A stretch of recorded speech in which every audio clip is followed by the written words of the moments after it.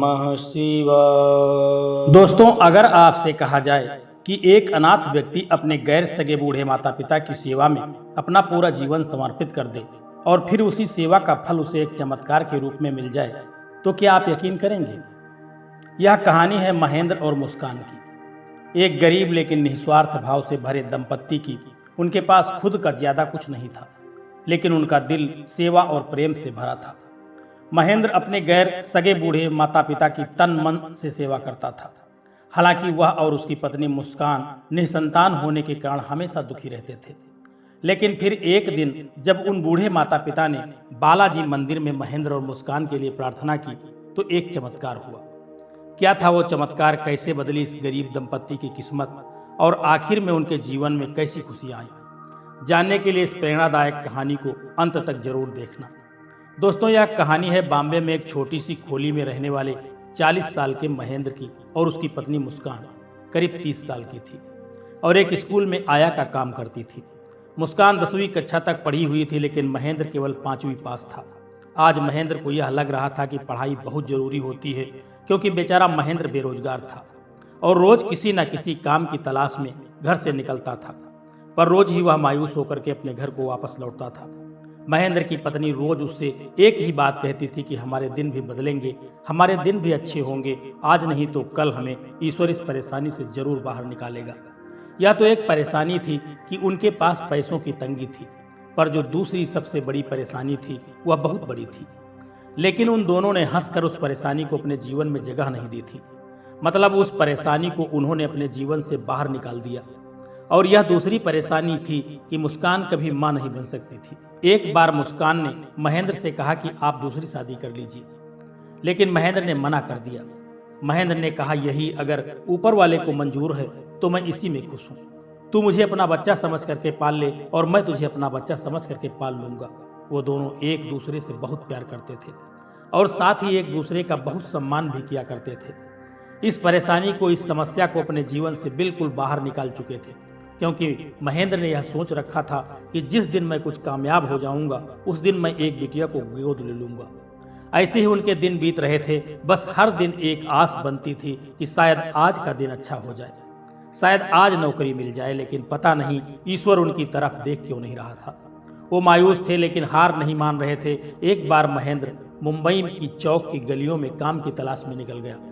वहां किसी ने यह बताया कि भाई, जब तक तुझे तेरे हिसाब का काम नहीं मिल रहा तब तक तू यहाँ पर बक्से चढ़ाने का काम क्यों नहीं कर लेता। यहाँ जो बक्से आते हैं उन्हें हम ट्रक में चढ़ाते हैं। यहाँ जो व्यापारी आते हैं उनका माल हमें यहाँ से रिक्शा में या कभी कभी ठेले पर बाहर रोड तक ले जाना होता है।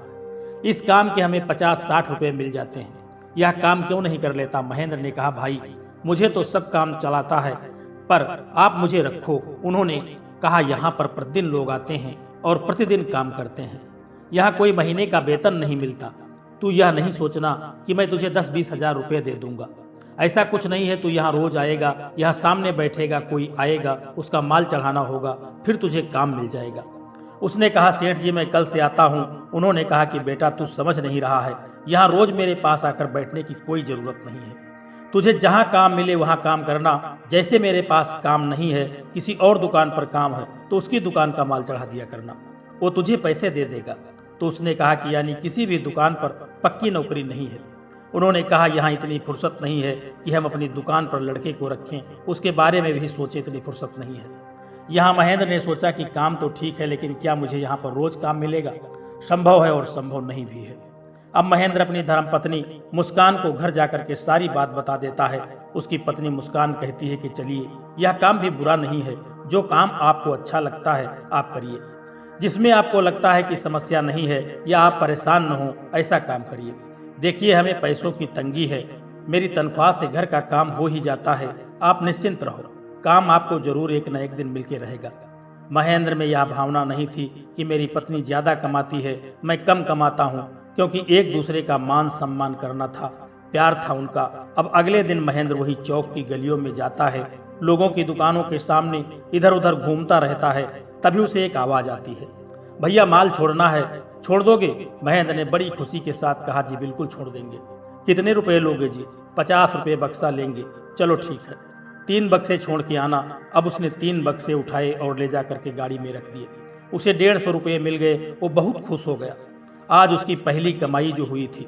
अब बस वह यही सोच रहा था कि अगर मुझे रोज इस तरह से काम मिल जाए तो मैं रोज 100-200 रुपये कमा लूंगा और हर महीने घर में करीब 5-6 हज़ार रुपये दे पाऊंगा और इस तरह से पैसे इकट्ठे करके मैं एक ठेला भी खरीद सकता हूं और उस पर सब्जी बेचने का काम करना शुरू कर दूंगा। उसके दिमाग में बहुत कुछ चल रहा था, लेकिन अभी उसे यह नहीं पता था कि काम मिलता है तो कभी नहीं मिलता है। यही सारी बात वह अपनी पत्नी को जाकर के बताता है। वह भी यह कहती है कि आज का दिन तो आपका अच्छा गया, आज ईश्वर को प्रणाम करिए, कल के लिए उम्मीद करिए कि कल का दिन और बेहतर हो जाए। इसके बाद वे दोनों खाना खाते हैं और ईश्वर को धन्यवाद करते हैं और सो जाते हैं। अगले दिन महेंद्र सुबह सुबह फटाफट चौक की गलियों में पहुंचता है। वो दुकानों के सामने घूमने लग जाता है। तभी एक आदमी की आवाज आती है और वह कहता है कि अरे भाई साहब, जरा इधर आओ। उन्होंने कहा कि आप कितने लड़के हो? तो महेंद्र ने कहा कि आप काम बताइए सेठ जी। उन्होंने कहा कि तकरीब हमारे पास 35 बक्से हैं और बक्सों में थोड़ा वजन ज्यादा है, लड़के ज्यादा होना चाहिए, तो आसपास के और 10-5 लड़कों को बुलवा लो। महेंद्र ने पूछा माल पहुंचाना कहाँ है? तो उसने कहा कि बाहर जो ट्रक खड़ा है वहीं पर सारा माल डालना है, तो मैं जब तक सेठ जी के साथ अंदर दुकान में बैठा हूं आप माल भिजवा दो। उसने कहा ठीक है जी। अब महेंद्र ने सोचा कि करीब 35 बक्से हैं, अगर मैंने किसी और को अपने साथ लिया तो पैसे पड़ जाएंगे। मेरे पास समय है, सेठ जी अंदर अभी मालिक से बात कर रहे हैं, तो क्यों ना मैं ही सारे बक्से चढ़ा दूं। थोड़ी मेहनत ज्यादा करनी पड़ेगी और थकान भी होगी और हो सकता है कि कंधे या कमर में कुछ दर्द भी हो जाए। बक्से भारी थे, जिसे 2 लोग उठाएंगे उसे अकेला उठा करके बाहर सड़क तक ट्रक में चढ़ा करके वापस आएगा। लेकिन इंसान जब मजबूरी के दौर में गुजर रहा होता है तो न तो उसे सामने खड़े शेर भी नहीं दिखाई देते, उसे परिवार दिखाई देता है, उसे जरूरतें दिखाई देती हैं। वह सारे बक्से 1 घंटे के अंदर अकेला उस ट्रक पर चढ़ा देता है। अब यह मालिक आते हैं और कहते हैं कि भाई बक्से तो आपने चढ़ा दिए, बाकी के लड़के कहाँ हैं? तो दुकान मालिक है, उसका एक लड़का कहता है कि ऐसा है भाई साहब, सारे बक्से अकेला यह लेकर के गया है, कोई और लड़का भी नहीं था।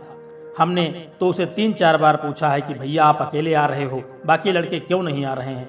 तो उसने कहा कि कोई मिला ही नहीं, तो मैंने सोचा अकेले ही चढ़ा दूं।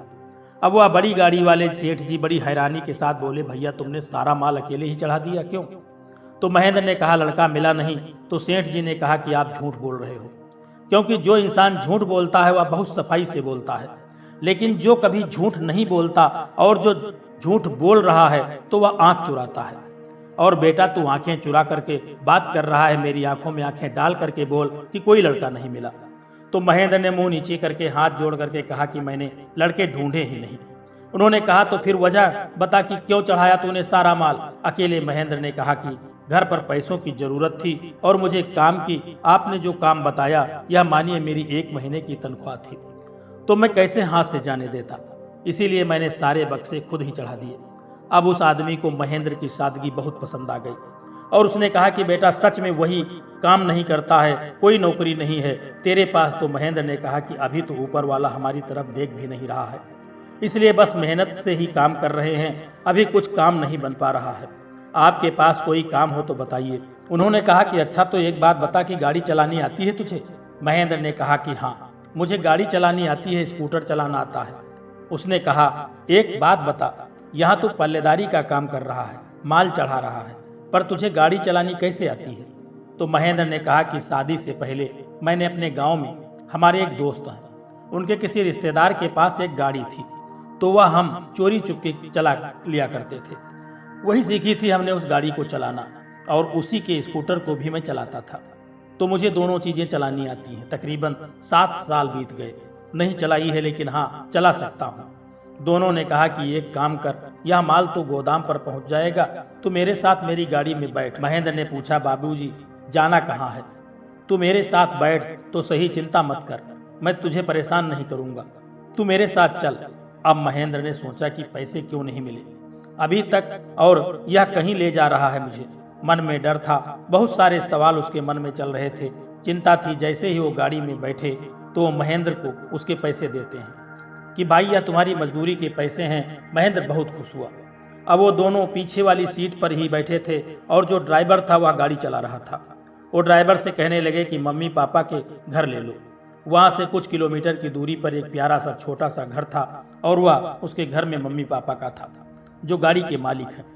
तो महेंद्र को अब नौकरी देने वाले थे। वह महेंद्र से कहते हैं कि मेरे साथ तू इस घर में आ, मैं तुझे अपनी मम्मी पापा से मिलवाता हूँ। उसने कहा लेकिन मालिक मैं उनसे मिल करके क्या करूँगा, मैं समझ नहीं पा रहा हूँ कि आप नौकरी की बात कर रहे थे और मैं यहाँ गया। उन्होंने कहा मेरे साथ चल तो सही अंदर। अंदर जाते ही तो महेंद्र देखता है कि मम्मी पापा काफी वृद्ध थे। जो पिताजी हैं वह छड़ी लेकर के चलते हैं, छड़ी के सहारे, और माता जी हैं वह थोड़ा ऊंचा सुनती हैं। और वह अंदर जाता है और अपने माता पिता से कहता है कि मैं आपके बुढ़ापे का सहारा ले आया हूँ। अभी महेंद्र को और माता पिता को बिल्कुल समझ में नहीं आया। वह दोबारा दोहराता है कि मैं आपके लिए बुढ़ापे का सहारा लाया हूँ। इतना प्यारा नेक इंसान पूरे संसार में कहीं ढूंढने से भी नहीं मिलेगा, और मुझसे यहाँ बॉम्बे की गलियों में टकरा गया। तो पिताजी ने पूछा कौन है, कहाँ से आया है और यह क्या करेगा। तो उसने बताया कि इसका नाम महेंद्र है, अब से यह आपके साथ रहेगा और मैं कल एक नई गाड़ी खरीद करके यहाँ पर दे दूंगा। आपको जब भी कहीं आना जाना होगा तो ये आपको गाड़ी में ले बिठाएगा, और आप परेशान मत होइए। आप कभी कभी फोन करते हो तो मैं कभी कभी गाड़ी नहीं भेज पाता, समस्या हो जाती है, मेरे पास ड्राइवर एक ही है, तो मैं कल एक नई गाड़ी खरीद करके आपको देता हूँ। मम्मी पापा ने पहले मना किया, फिर उसने जिद की तो वह मान गए। अब महेंद्र को वह आदमी बड़ा अच्छा लगा कि यह अपने माता पिता का कितना ख्याल रख रहा है। वह अपनी माता जी से कहता है कि रोज सुबह आप बालाजी मंदिर जाते हो, अब हनुमान जी की कृपा से हमें ये मिला है तो इसे जाने नहीं देंगे। आप इसे अपने पास रखिए, समझिए कि यह आपका छोटा बेटा है। अब महेंद्र को यहाँ मान सम्मान पैसा तीनों ही चीजें मिलने वाली थी। 25,000 तनख्वाह तय होती है और यह उसके जीवन की सबसे बड़ी राशि थी। इससे ज्यादा पैसे उसने कभी कमाए ही नहीं थे, इससे ज्यादा पैसे उसने कभी देखे ही नहीं थे। महेंद्र सीधा अपने घर पहुंच करके अपनी पत्नी मुस्कान को जब यह सारी बात बताता है तो उसकी पत्नी बहुत खुश हो जाती है और कहती है कि मैं कहती थी कि आपसे कि आज नहीं तो कल हमारे दिन बदलेंगे, और देखिए हम पर ईश्वर ने अपनी दया दृष्टि की और हमारा कितना अच्छा समय शुरू हो रहा है। वह दोनों बहुत ज्यादा खुश थे। अगले दिन नौकरी का पहला दिन था। महेंद्र माता पिता के घर पहुंचता है। वहां देखता है कि एक चमचमाती हुई नई गाड़ी उसके पहुंचने से पहले ही खड़ी हुई थी। वह बहुत खुश होता है, गाड़ी पर कपड़ा मारता है, फिर अंदर जाता है। माताजी और पिताजी दोनों को प्रणाम करता है, फिर माताजी से डांट सुनता है। माताजी कहती हैं कि भाई तेरे को आने में आधा घंटा देरी हो गई, मंदिर में जब सब दर्शन कर लेंगे तब मैं जाऊंगी, मैं चल फटाफट, मुझे अभी गाड़ी में बिठा। उसने पूछा कि माताजी कौन से मंदिर जाना है, मुझे तो पता ही नहीं है कि आप सुबह मंदिर जाते हो, वरना मैं और जल्दी आ जाता। फिर पिताजी ने कहा कि भाई आज मैं भी चलूंगा मंदिर, और हनुमान जी का जो मंदिर है वहां जाना है। अब महेंद्र उन दोनों बूढ़े माता पिता को लेकर के मंदिर जाता है और फिर वापस उनको घर पर छोड़ देता है। फिर वह वृद्ध पिताजी उसे कागज की एक पर्ची बना करके देते हैं और कुछ पैसे देते हैं और बोलते हैं कि जा और बाजार से जा करके थोड़ा सा सामान ले आ। महेंद्र बहुत खुश था कि मैं बुजुर्गों की सेवा कर रहा हूँ, उसने लिए काम कर रहा हूँ, और काम बुरा नहीं है, मैं उनकी सेवा कर रहा हूँ। मेरे माता पिता होते तो मैं भी उनकी भी सेवा करता, और अब वो उनकी मन से पूरी ईमानदारी से उनकी बहुत अच्छे से सेवा कर रहा था। ऐसा नहीं था कि सिर्फ पैसों का उसे लालच था, वो मन से भी अच्छा था, सच्चा था। अगर कभी 2 रुपये भी बच जाते तो वह सेठ जी को वापस लौटा देता। मतलब चोर तो बिल्कुल था ही नहीं। अब माता जी से रोज डांट पड़ती। वो कहती तेरे से कहा था कि घर से रोटी लेकर के नहीं आना, यहाँ पर बनाएगा, हमें खिलाएगा और यही हमारे सामने खाएगा। घर से क्यों लाता है, क्यों परेशान करता है बहू को, और घर के लिए रोज रात को यहाँ से खाना बना करके लेकर के तू जाएगा, बहू नहीं बनाएगी।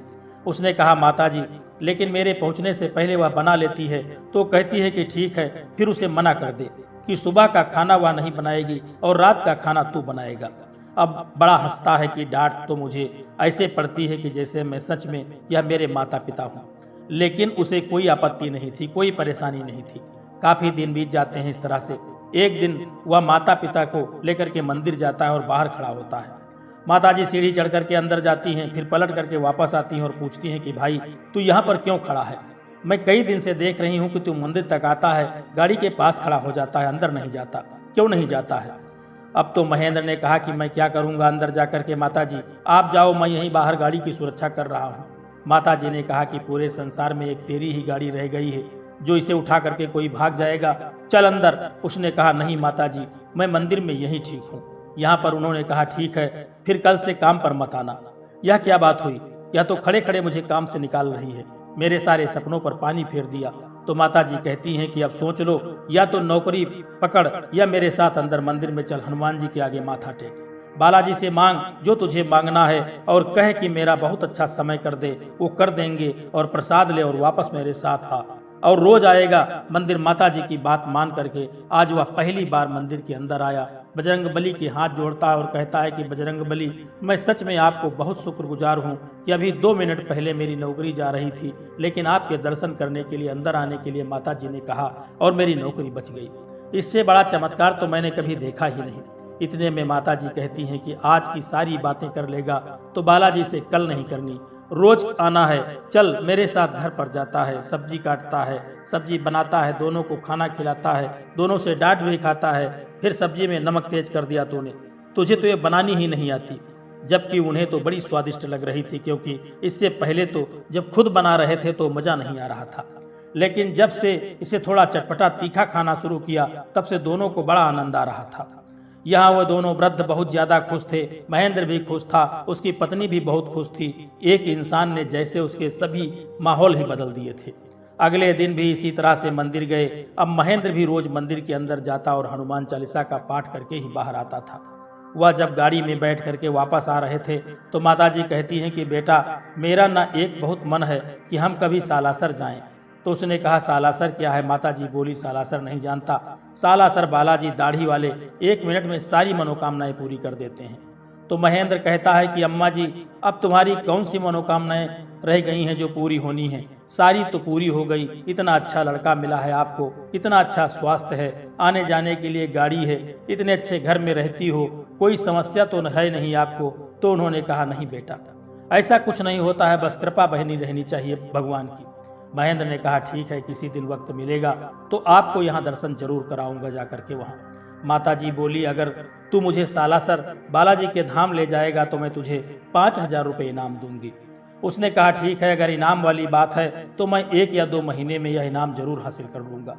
अब दोनों ही लोग, उस गाड़ी की मालकिन और ड्राइवर, हंसते हंसते हुए बात करते हुए अपने घर के लिए जा रहे थे। जैसे ही घर पहुंचे तो वहां बहुत सारे लोग इकट्ठे खड़े हुए थे। इतने लोगों को घर के बाहर देख करके दोनों के मन में अजीब अजीब सी बातें आनी शुरू हो गई।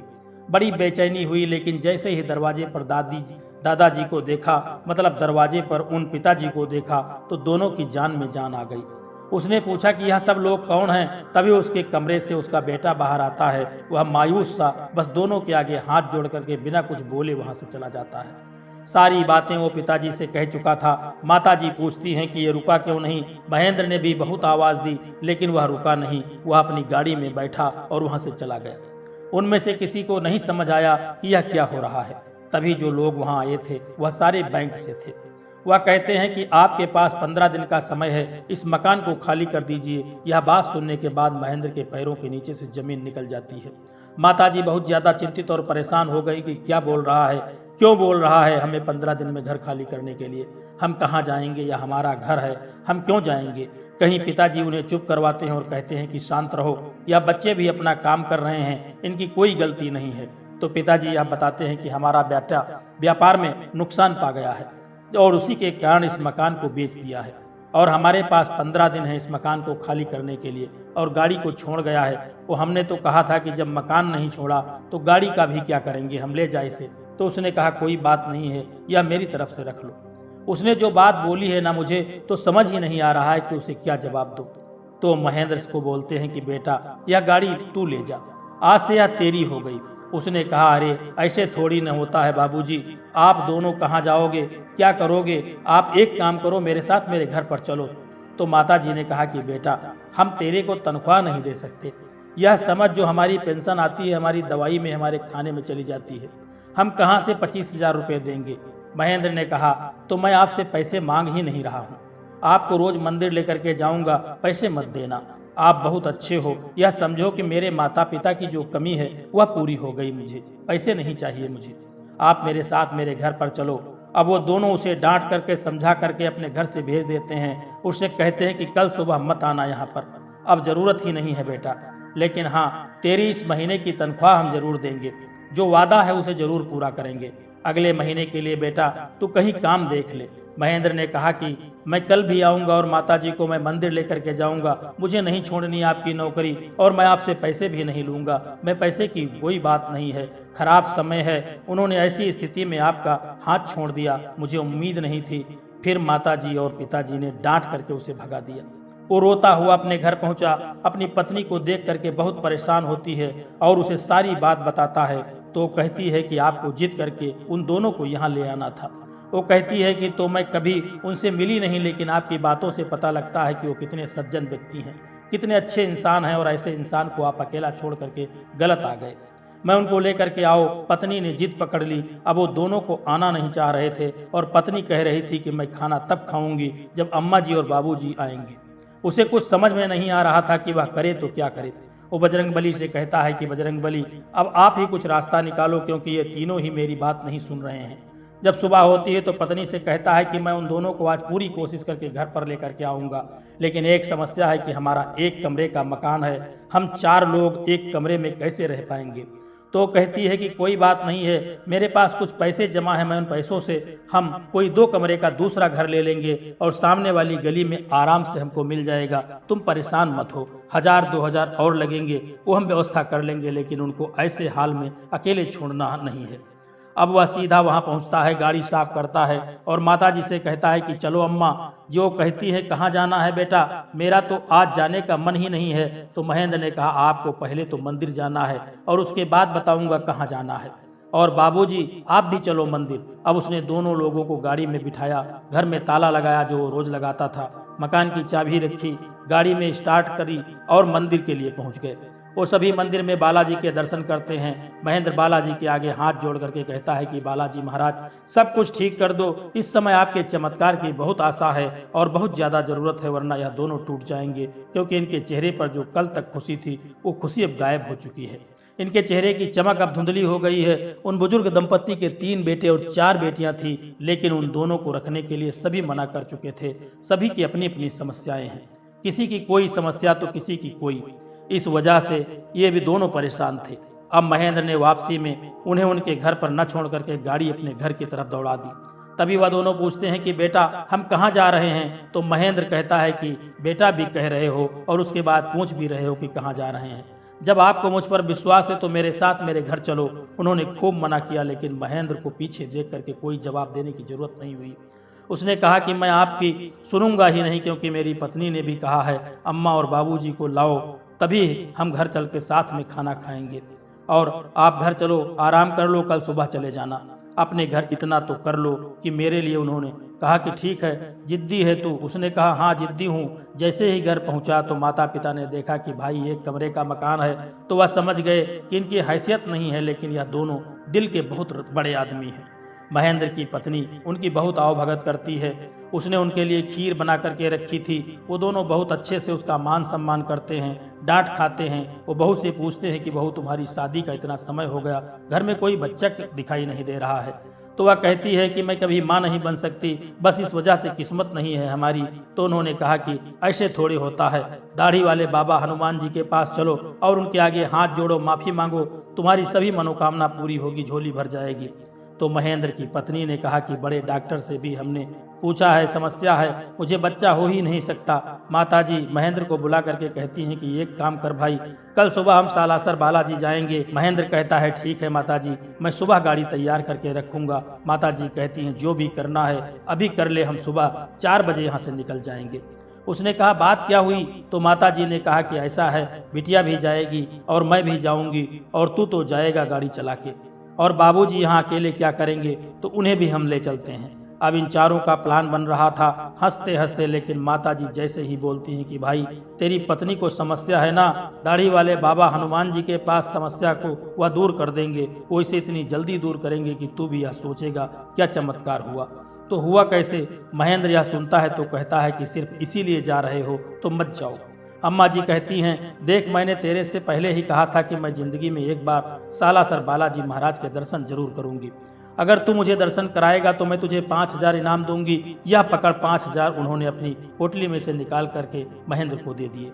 महेंद्र ने पहले तो पैसे लेने से मना किया, तो फिर उसने बाद में वह बोलती है कि या तो इन पैसों को पकड़ ले या और बहू कल से बस में जाएंगे, हम और दोनों साथ में लेकर कैसे जाएंगे, पर हम जाएंगे जरूर। महेंद्र हंसते हुए अम्मा से कहने लगा कि अम्मा तुम कितनी जिद्दी हो, बुढ़ापे में तुम बिल्कुल बच्चों वाली हरकत करती हो। माता जी से कहती हैं अब तुझे जो समझना है समझ ले, मैं तो कल जा रही हूँ, तू चलता है तो चल, नहीं तो मत चल। अब महेंद्र ने पैसे लिए और अपनी जेब में रखे और कहा कि अच्छा ठीक है। अब सुबह सुबह सारे लोग गाड़ी में तैयार होकर के बैठते हैं, बालाजी का नाम लेते हैं और सीधा पहुंचते हैं सालासर बालाजी महाराज के यहाँ।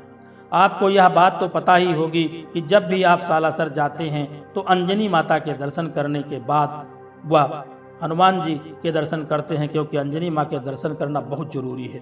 और अगर सिर्फ और सिर्फ अंजनी माँ के दर्शन करके आप आ जाते हैं तो बालाजी आप पर कृपा करते हैं, लेकिन अगर आप सिर्फ सालासर बालाजी होकर के आते हैं और अंजनी माँ के मंदिर नहीं जाते तो आपकी मनोकामना थोड़ी सी अधूरी रह जाएगी, या भी वो कह सकते हैं कि आपकी यात्रा अधूरी रह गई। ऐसा माना जाता है कि माँ के दर्शन कर लिए तो पुत्र के हो गए, लेकिन सिर्फ पुत्र के दर्शन करके चले गए तो पुत्र को बुरा लगेगा कि अपने माँ के सामने माथा नहीं टेका। अब होता ये है कि सभी सालासर बालाजी पहुँचते हैं, वहाँ जाकर के हाथ जोड़ते हैं, वह माता जी प्रार्थना करती हैं और मन से मांगती हैं कि हे बालाजी महाराज, या जो मेरे साथ बिटिया आई है इसकी झोली भरना, इसकी गोदी भरना, और मैं आपके पास दोबारा आना चाहती हूँ। यहाँ पर इसके साथ खुशखबरी लेकर के मेरा तो वक्त हो गया है, मैं वृद्ध हूँ, आज हूँ न हूँ, लेकिन यह बिटिया जरूर आनी चाहिए खुशखबरी आपको सुनाने के लिए।